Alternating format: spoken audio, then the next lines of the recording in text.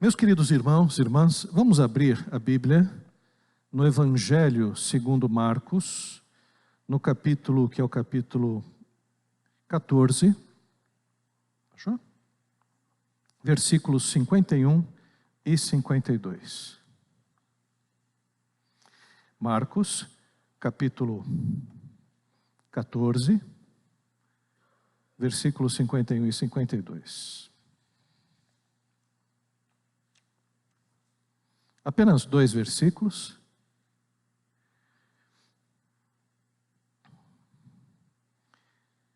Seguia-o um jovem, coberto unicamente com lençol, e lançaram-lhe a mão, mas ele, largando o lençol, fugiu desnudo. Seguia um jovem, coberto unicamente com lençol, e lançaram-lhe a mão, mas ele, largando o lençol, fugiu desnudo. Oremos. Pai querido, nós queremos te agradecer, Senhor, pela oportunidade que nós temos de estudar um pouco mais a Tua Palavra. Queremos te agradecer pelos irmãos, ó Pai e irmãs, que, Senhor, estão, ó Pai, desejosos, Senhor, de cultuar a Ti, de Te louvar, de Te bendizer, orar, Senhor, e também ouvir, Senhor, a Tua voz. Por isso nós pedimos agora, Senhor, fala aos nossos corações, Pai. Que o Teu Espírito Santo, que se faz presente em nossas vidas, que está aqui nesse local, tenha total, plena liberdade para ministrar aos nossos corações e mentes, mudando, transformando, alterando, mexendo com os nossos conceitos, com as nossas ideias.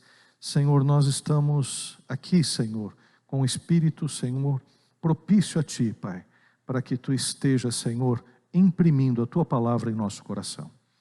E, Pai amado, nós fazemos a oração do salmista que diz: guardei a Tua palavra no meu coração para não pecar contra Ti. Esse é o nosso desejo nessa noite, Pai. E cremos, ó Pai, que Tu has de falar ao nosso coração. É em nome de Jesus que nós oramos. Amém. Meus irmãos e irmãs, eu tive já a oportunidade de pregar sobre o Evangelho de Marcos há coisa de 1 ano atrás. E este Evangelho de Marcos, ele é muito interessante porque é um evangelho que mostra um Jesus Cristo em ação. É um evangelho em que Jesus Cristo sempre está em movimento. Isso porque o autor, que é o João Marcos, quando ele escreveu o Evangelho, ele escreveu de uma forma como se nós contássemos uma história da seguinte forma: Jesus Cristo estava curando o enfermo, e aí ele foi para um outro lugar, expulsou um demônio, e aí Jesus Cristo fez isso. A palavra "e aí", né, que no grego poderia ser traduzido como cair, né, é uma palavra que se repete muito no Evangelho de Marcos. Por isso o Evangelho de Marcos é considerado o Evangelho aos romanos, porque os romanos tinham essa característica. Os romanos eram muito práticos, enquanto que os gregos eram filosóficos e os judeus, eles tinham uma ênfase mais religiosa, né, e baseada na lei. Os romanos, eles eram práticos. Não é à toa que eles conquistaram o mundo e da forma como conquistaram.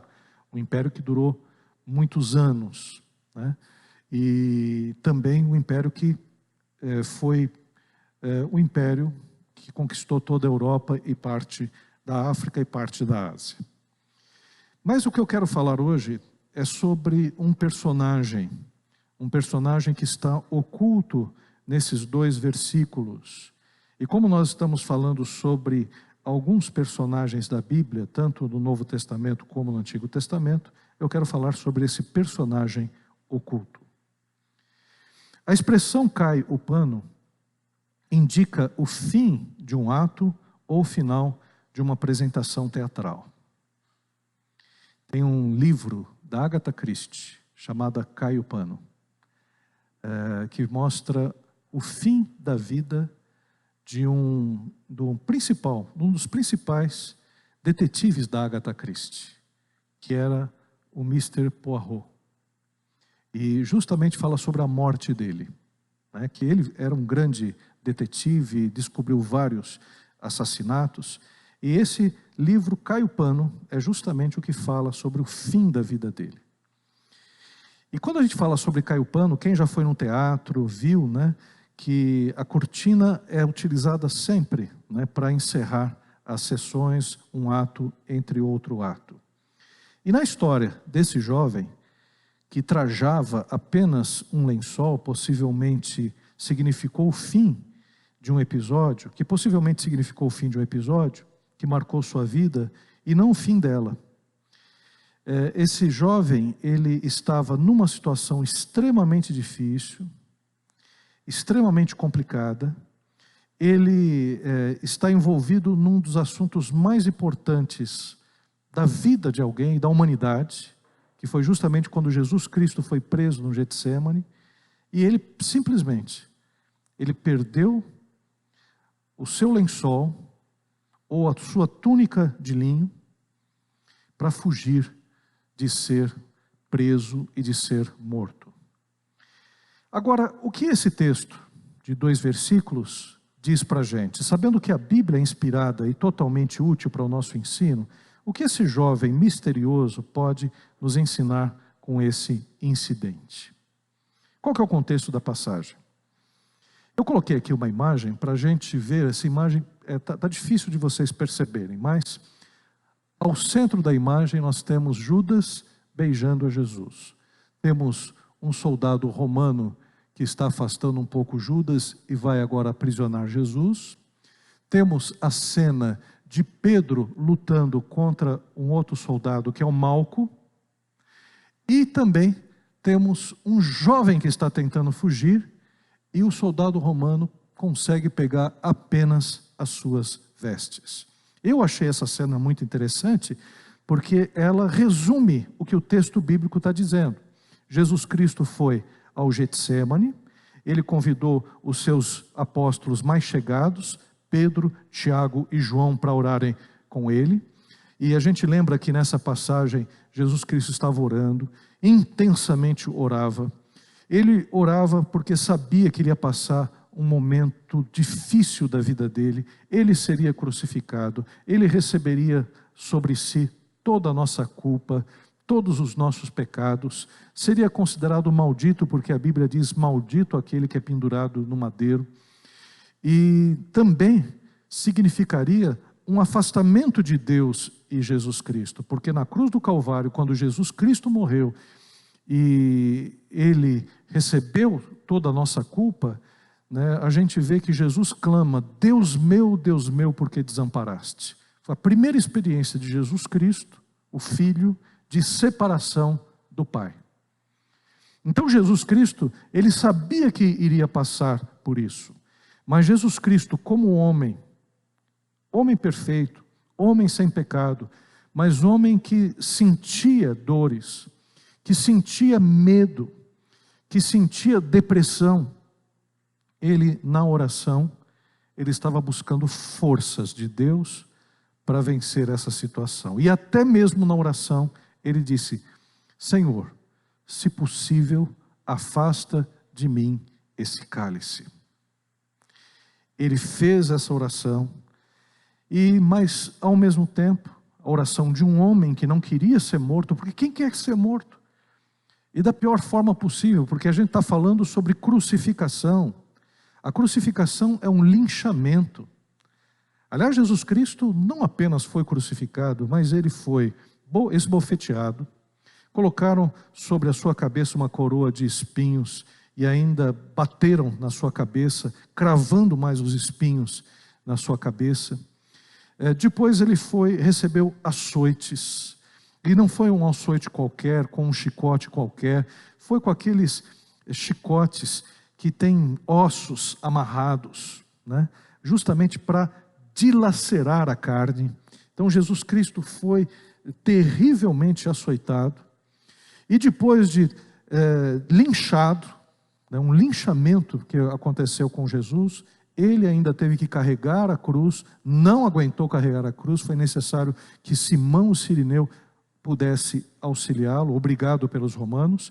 Aí Jesus Cristo foi pregado na cruz, pregado com as suas mãos e os seus pés, e ali na cruz do Calvário verteu o seu sangue durante um bom período. Então não era, Jesus Cristo não queria passar por isso. Ninguém quer passar por isso. A gente viu uma cena horrorosa de linchamento, que o linchamento até hoje existe. O pessoal que trabalha na área da justiça e tudo mais, sabe que existem alguns bolsões de miséria e de violência no nosso país, em que a justiça é feita pelas mãos.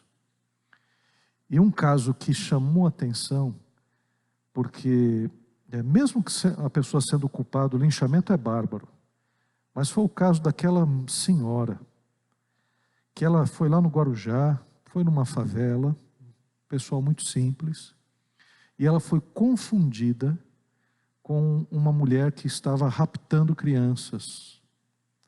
Num jornal lá da cidade, apareceu uma foto de uma mulher que supostamente estaria sequestrando crianças. E o que aconteceu foi uma sequência de horrores, porque ela ofereceu uma banana, uma criança. Estava ali com a sua bicicletinha, foi na casa da sua comadre para pegar uma Bíblia, porque ela era de uma igreja católica, esqueceu a Bíblia na casa da cunhada dela, de uma comadre dela, e ela foi até lá, parou, viu uma criança, deu uma banana para a criança. Aí alguém chegou e disse: olha, essa é a mulher que sequestra crianças. Foi o suficiente para que aquela mulher sofresse os horrores mais absurdos que alguém pode sofrer. Bateram, machucaram aquela mulher, pegaram um pedaço de pau e bateram nela, bateram na cabeça dela, esfregaram o rosto dela no chão, jogaram ela num córrego imundo, até que alguém chegou e falou: para, vamos chamar a polícia. Quando a polícia chegou lá, ela já não tinha reações. Levaram para o hospital e ela estava morta. Então o que aconteceu com Jesus foi algo assim. Jesus Cristo, uma pessoa inocente, não merecia passar por aquilo que passou. Ele foi terrivelmente morto, de uma forma que a gente também, nos nossos dias, fica difícil de imaginar. Então Jesus estava ali orando. E o Pedro, Tiago e João dormindo, porque eles estavam cansados. E Jesus Cristo chamou-os algumas vezes para orar com ele, porque Jesus Cristo queria a companhia dos seus amigos. Nessa hora, a gente precisa de amigos. Como os amigos dele falharam, Deus mandou um anjo para ficar ao lado de Jesus, para que o anjo consolasse a Jesus. Mas aí, terminada aquela vigília de oração, ainda na madrugada, chegaram os homens de Herodes, que foram lá responsáveis para prender a Jesus. E esses, de Pilatos, melhor dizendo, e esses soldados romanos, e também ligados ao sumo sacerdote, pessoas ligadas ao sumo sacerdote, foram até lá, com bastões, varapaus, para pegar a Jesus. Era madrugada, tudo escuro. Combinaram uma senha para que Judas entregasse a Jesus. Porque o medo deles é que, ao chegar Judas, todo mundo fugisse. Quando visse os soldados, todo mundo fugisse. Jesus fugiu algumas vezes da multidão. Teve pelo menos 2 ocasiões em que Jesus Cristo ele sai do meio da multidão, fugindo. E poderia acontecer isso também, e eles estavam com medo que Jesus Cristo fugisse. Aí Judas foi, beijou Jesus. Jesus disse: com um beijo você trai o Filho do Homem. E aí pegaram Jesus. E aí começou o tumulto. Pedro chegou, começou a bater também, ele estava armado. Os romanos começaram a bater em quem estava ali também. Pedro chegou e deu uma facada em Malco, soldado romano, e aí percebe-se que pela orelha que foi cortada, né, Pedro chegou e corajosamente deu um golpe nas costas do soldado. O soldado estava de costas. Pedro não enfrentou, não foi de frente a frente. Ele cortou a orelha do sujeito, mas porque ele estava de costas. Aí cortou. Aí Jesus Cristo chegou e disse: para. Mas nisso, João Marcos, que era um novo menino, estava lá. Ele estava ali vendo aquela situação. Ele foi testemunho ocular daquilo que aconteceu.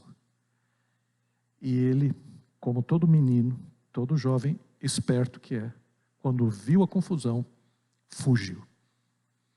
Mas fugiu, a túnica ficou. Fugiu nu, mas fugiu para contar essa história. Então, em meio à confusão, né, ocorreu o conflito com Malco, e sem sentido aparente na narrativa, o autor insere a história curiosa do jovem que perdeu a roupa. Quais são as possibilidades do texto, né?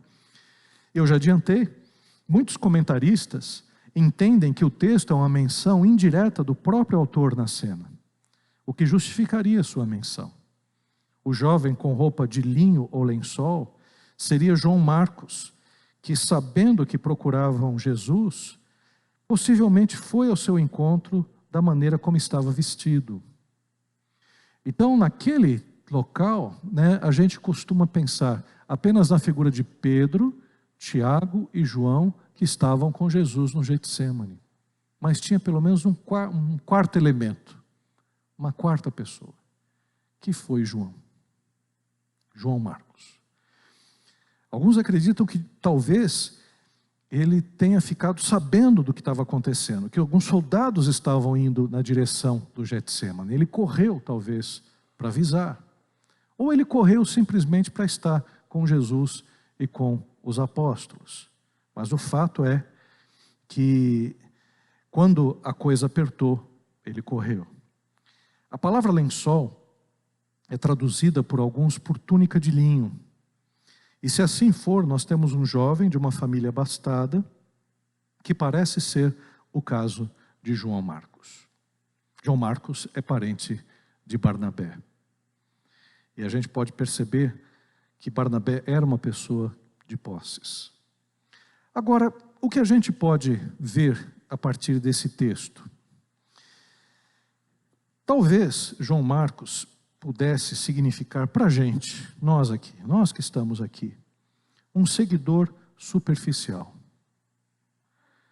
Deixando de lado a pressa e o calor da situação, nós podemos trazer uma interpretação figurada para os nossos dias.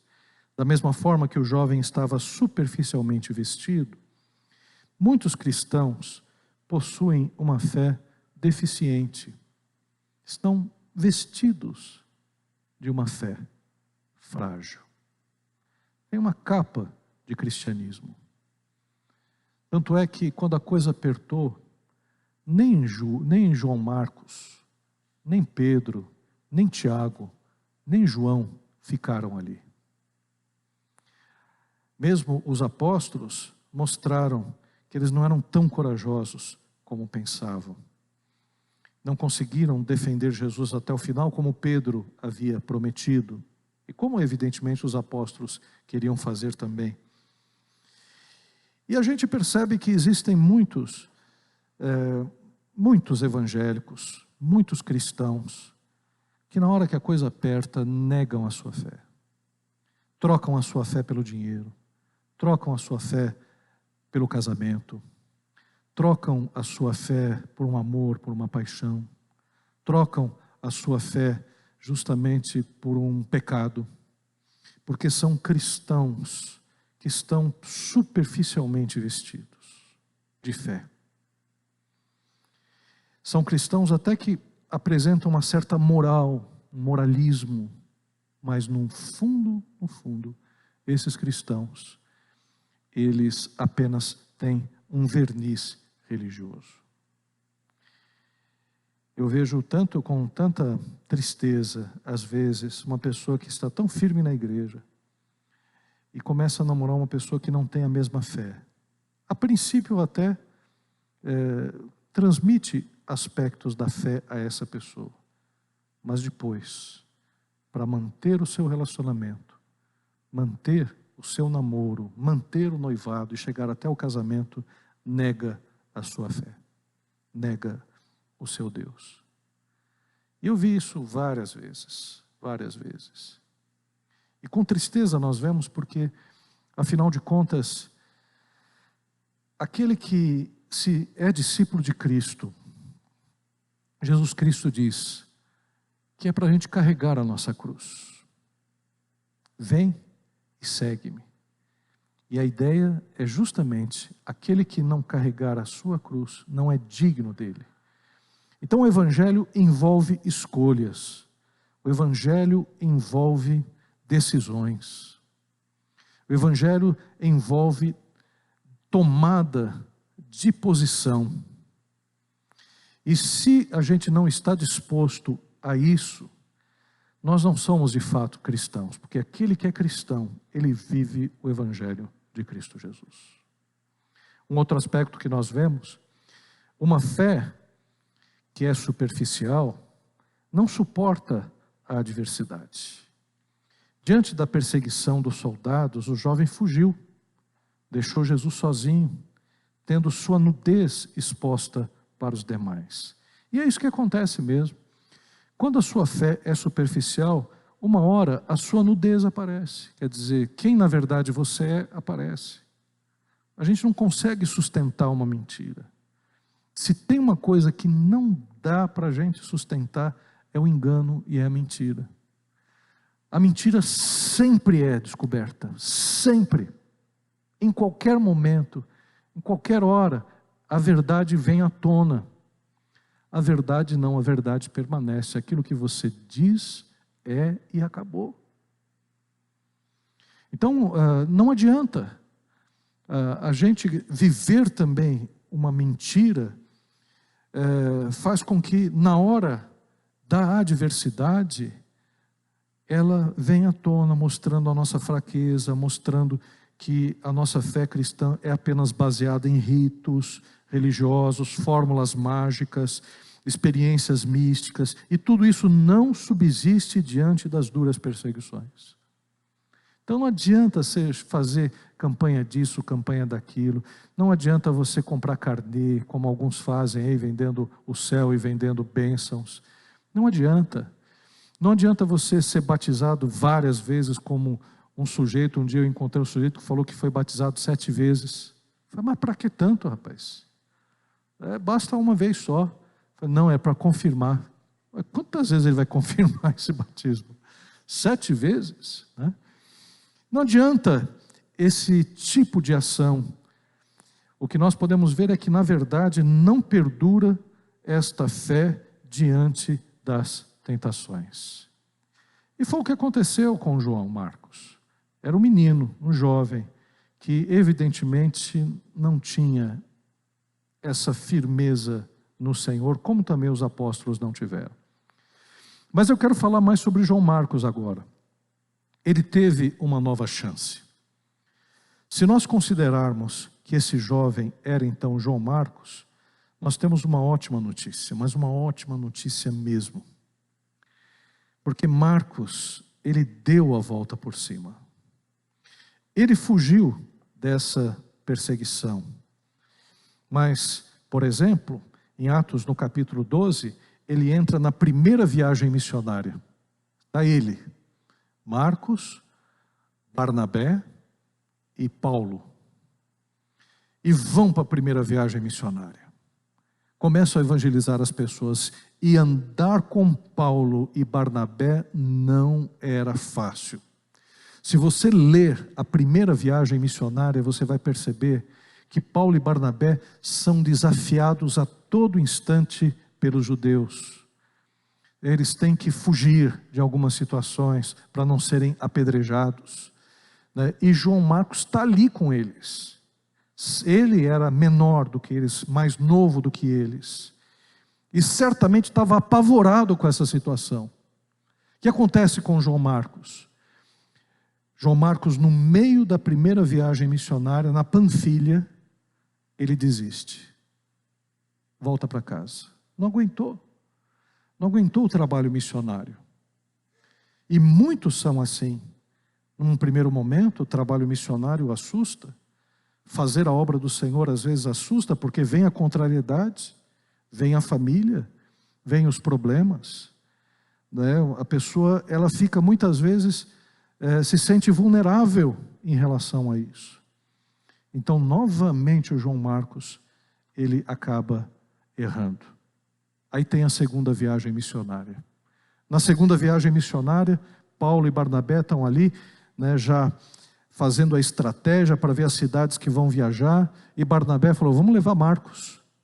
Paulo falou, não vou levar não. Não vou levar não. Aí Barnabé, não, mas ele é útil para a gente, tá, o meu sobrinho, ele é uma pessoa boa. Eu não vou levar aquele que na primeira viagem que nós fomos, deixou a gente na Panfilha e não cumpriu o que deveria ter cumprido. E olha, o texto é muito interessante, porque houve uma grande discussão entre Paulo e Barnabé. Os dois grandes amigos. Barnabé foi até Paulo para que ele pudesse fazer a primeira viagem missionária. Os dois foram escolhidos pela igreja de Antioquia para ser missionários dessa igreja. A situação, como a gente diz aí no jargão popular, quebrou o pau. Aquela briga feia mesmo. Aquela briga que só amigos podem fazer. Porque briga feia é coisa de amigos, de pessoas conhecidas. Porque com o inimigo, você chega, você não conhece direito, a briga vai, você nem vai além nessa briga. Mas quando é gente que você conhece, a briga foi uma briga feia. De tal forma que separou os dois. Paulo foi de um lado, Barnabé foi para outro. Paulo seguiu a viagem missionária em direção até a Europa e Barnabé foi para a região da Creta, de Creta. Então o que nós podemos perceber? João Marcos foi motivo até de cisão entre dois grandes amigos, dois grandes companheiros de fé. Mas a história não termina aí. Porque João Marcos, ele foi útil para outros apóstolos. Quando Pedro está lá em Roma, escreve a sua carta, e ele diz assim, a igreja eleita que está na Babilônia, isso é Roma, vos saúda. Marcos está comigo. Marcos estava com Pedro. E meus irmãos e minhas irmãs, o que Marcos precisava era de um mentor, de uma pessoa que desse atenção para ele, de uma pessoa que descobrisse qual é o seu verdadeiro dom e talento. Talvez o verdadeiro dom e talento de Marcos não estava ali à frente do campo missionário, mas Pedro certamente utilizou um talento que Marcos tinha, que era o talento da escrita. Tanto Pedro como Paulo e tantos outros apóstolos, eles sabiam ler, mas eles não escreviam, porque escrever era uma coisa muito cara. Você tinha que, para escrever, pegar o pergaminho, que é o couro de um animal, curtir esse couro, preparar a tinta, escrever com uma caligrafia, né, precisa, porque aquele material é muito caro, é muito caro. Tanto é que nos livros do Novo Testamento não tem vírgula, não tem espaço. As letras são uma atrás da outra, justamente porque como é caro o material, para você não desperdiçar espaços, para você escrever tudo que você consegue fazer num papiro. E Marcos era uma pessoa que sabia fazer isso. Lucas foi o escritor de Paulo.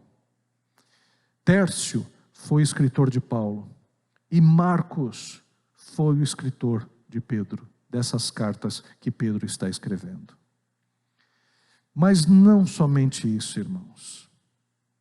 Porque Marcos, com esse contato de Pedro, com essa proximidade com o apóstolo Pedro, o que fez Marcos? Começou a escrever o Evangelho. Começou a perguntar para Pedro: Pedro, como é que foi o teu chamado? E Pedro: olha, foi lá em Cafarnaum. Nós estávamos ali pescando e Jesus Cristo mandou que nós jogássemos a rede do outro lado, porque não havíamos pescado nada. E a rede veio cheia de peixes. E Marcos escrevendo. E ele foi falando como é que foi o batismo de Jesus, foi escrevendo. Como é que foram os aspectos da vida, e ele foi escrevendo. E escreveu o primeiro evangelho. Não foi Mateus o primeiro evangelho, foi Marcos. Marcos foi o primeiro evangelho. Mateus, quando escreveu o seu evangelho, sabe qual a base que ele escolheu? Marcos. Marcos cabe quase que inteirinho em Mateus. Quando Lucas escreveu o seu evangelho, qual foi a base que ele escreveu? Marcos.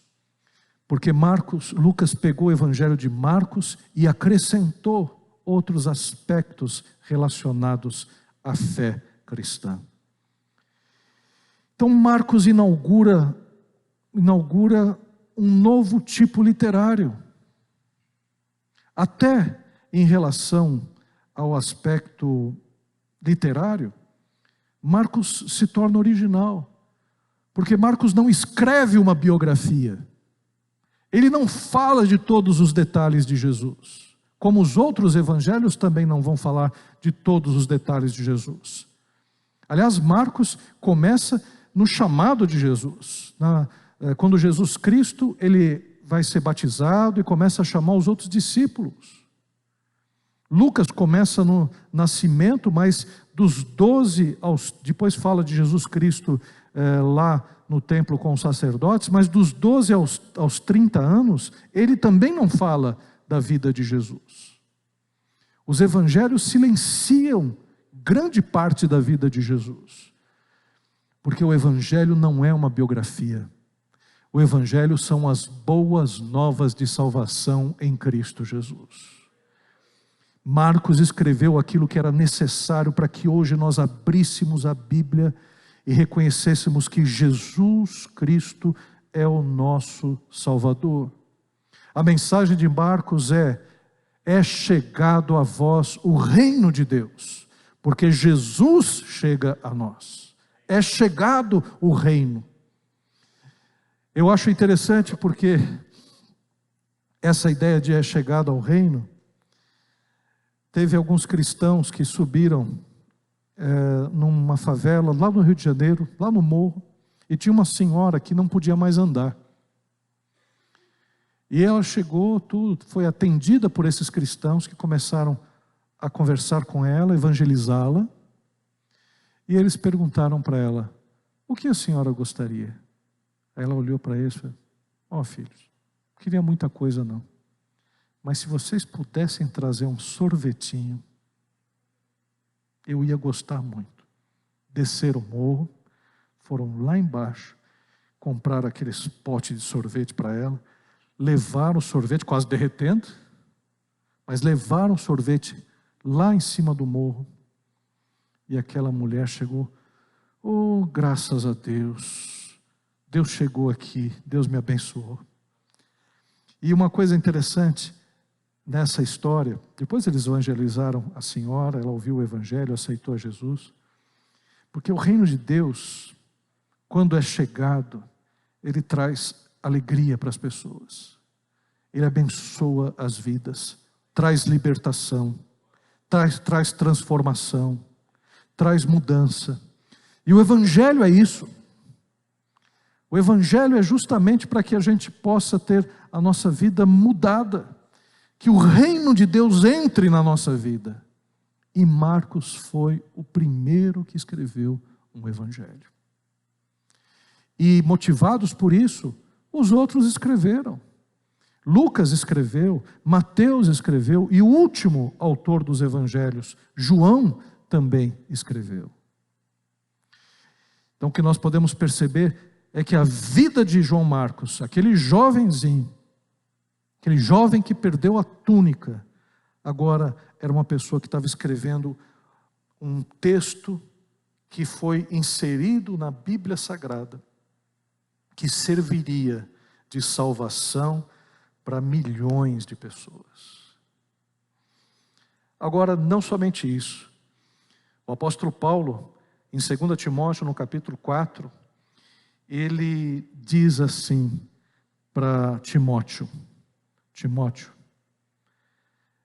traze-me os livros. E aqui é interessante, porque o apóstolo Paulo, antes disso, ele disse: combati o bom combate, acabei a carreira, guardei a fé. E ele disse para Lucas: traz os livros. Até o final o apóstolo Paulo lia. Até o final ele se preocupava, porque o apóstolo Paulo, ele não teve aposentadoria, ele não passou já o bastão, não, de vez. Ele sabia que ele ia passar pelo martírio, mas enquanto ele estava vivo, ele estava lendo e estava escrevendo. Quem estava do lado de Paulo quando ele foi martirizado foi Lucas, que escreveu o Evangelho de Lucas, escreveu Atos dos Apóstolos, e estava ali com o apóstolo Paulo, ajudando, evidentemente, nas suas cartas. E Paulo pediu os livros, mas também pediu: traze-me Marcos, porque Marcos é muito útil para mim. No final da vida, Marcos, ele pôde reconciliar-se com o apóstolo Paulo.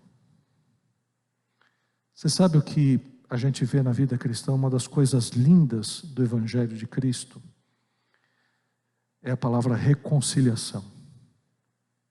Porque Jesus Cristo nos reconciliou com Deus Pai.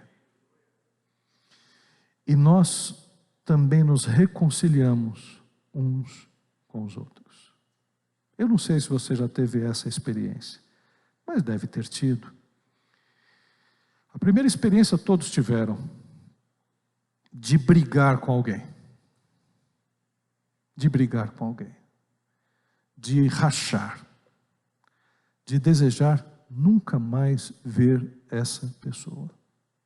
Todos nós já tivemos essa experiência. E no cristão, essa experiência dói mais. Porque o ressentimento é uma coisa que faz mal para a gente. E a melhor coisa quando a gente tem esse sentimento é quando a gente tem a oportunidade de chegar até a pessoa e pedir perdão. Perdão verdadeiro. Perdão sem justificativas, porque tem aquele perdão que a gente pede: eu quero pedir perdão para você, mas você saiba que eu fiz aquilo porque você me provocou. Isso não é perdão. Isso é apenas uma justificativa. É de você chegar e sinceramente falar: olha, eu peço perdão por aquilo que eu fiz. E mais, eu te perdoo. Se vai ter uma reconciliação que indica aproximação ou não, vai ter convivência ou não, o tempo vai dizer.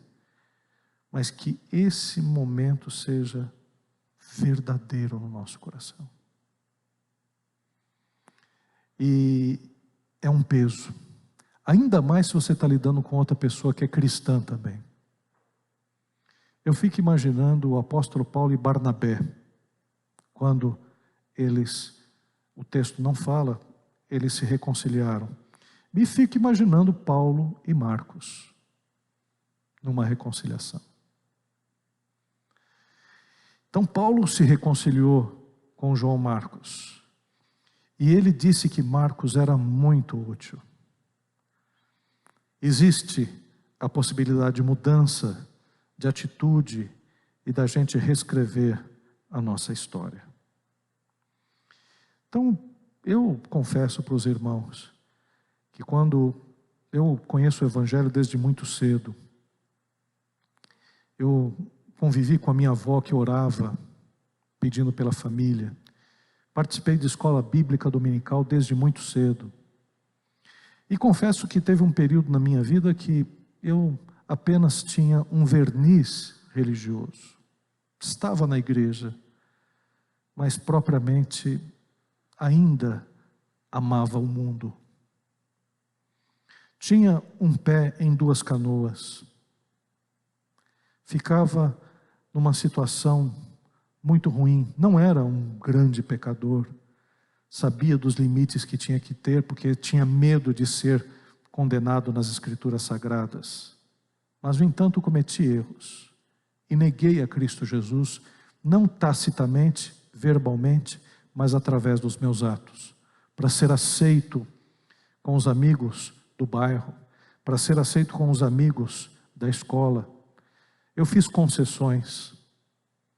Não queria ser identificado como um crente fanático, na verdade nem como crente.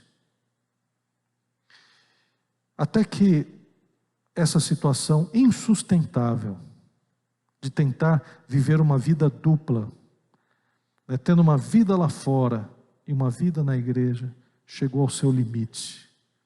Eu já não me reconhecia.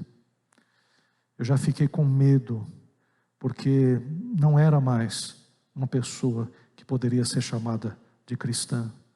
Estava me afundando já em coisas que antes eu sabia que eram erradas e que pelas Escrituras Sagradas eram condenáveis. Aí num belo dia, num culto de oração, dentro da minha casa, com vários pastores, uma profeta chegou, foi usada por Deus e disse: meu filho, volta aos meus caminhos. Eu tenho percebido os caminhos que você tem andado. Eu tenho visto tudo aquilo que você tem feito. Eu quero dizer que eu te amo. Volta para os meus caminhos. Eu dobrei os joelhos naquela sala. As pessoas que estavam ao meu redor colocaram as mãos sobre mim. E eu suava. Parecia que eu estava sendo lavado, purificado, porque eu sentia o fogo do Espírito Santo ardendo no meu peito. E daquele momento em diante, era uma outra pessoa. Nunca mais retrocedi. Nunca mais vi o mundo, com uma tentação impossível de ser vencida. Muito pelo contrário, as coisas do mundo passaram a ser coisas odiosas.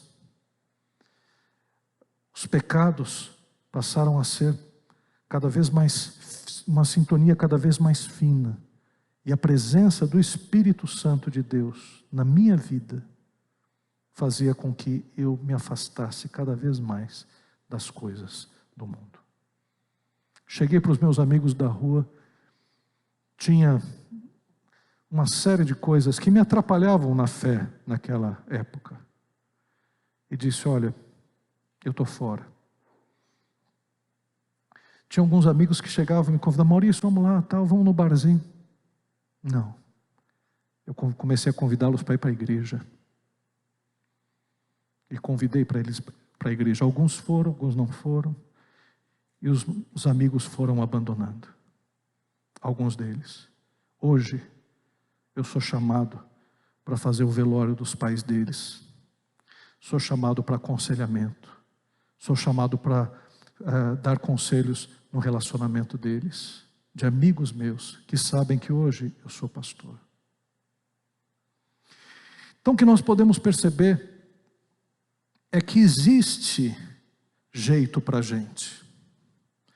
Existe uma segunda chance dada por Deus. Existe uma adolescência da fé. Não estou criticando os adolescentes, eu conheço adolescentes muito firmes em Deus. Conheço adolescentes que são maduros em Cristo Jesus e idosos que, pelo amor de Deus, parece que do remédio só cheirou a tampa. Mas existe uma adolescência espiritual que é aquele momento em que a gente fica ali, né, sem saber exatamente quem nós somos. Mas passado esse momento, quando a gente percebe que nós só somos alguma coisa pela graça de Deus, a nossa vida dá uma guinada. A nossa vida se torna uma bênção para outras vidas. Eu quero concluir dizendo que o testemunho de Marcos, nas Escrituras, nos mostra uma pessoa muito parecida conosco. Muito parecida. Ele tinha seus altos e baixos, mas pôde se superar seguindo a Cristo de tal forma que foi instrumento do Espírito para escrever o Evangelho. A questão hoje é que tal nós nos revestirmos das vestes da justiça do santo Evangelho de Cristo. Vamos ficar em pé, vamos louvar ao Senhor.